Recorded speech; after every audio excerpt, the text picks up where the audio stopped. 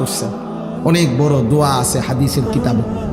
এই দোয়ার মধ্যে একটা কথা আছে, আল্লাহ নবী সাল্লাল্লাহু আলাইহি সাল্লাম চোখের পানি ফেলতে ফেলতে মনের আবেগে আল্লাহ পাককে বললেন, ইলা মান তাকিলনি, আয় মাওলা কার কাছে আমারে পাঠাইলেন,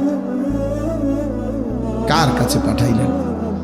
এ কেমন উম্মতের কাছে পাঠাইলেন যে তাদের নবীকে এইভাবে পাথর মারে?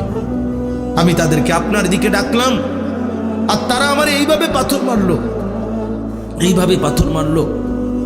আল্লাহ নবী সাল্লাল্লাহু আলাইহি সাল্লাম বললেন, মাওলা আমার কি কোনো অপরিচিত লোকদের কাছে পাঠাইলেন? আমার উম্মতের কাছে না, নাকি অন্যের কাছে পাঠাইলেন?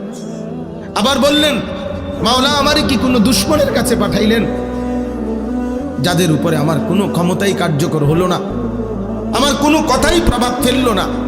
এরকম অনেক কথা বলছেন নবীজি, লম্বা মনের আবেগ এগুলো বলছে। মজার একটা কথা শুনেন, আমার এটা বলার উদ্দেশ্য হলো শিক্ষণীয় একটা বিষয় আমার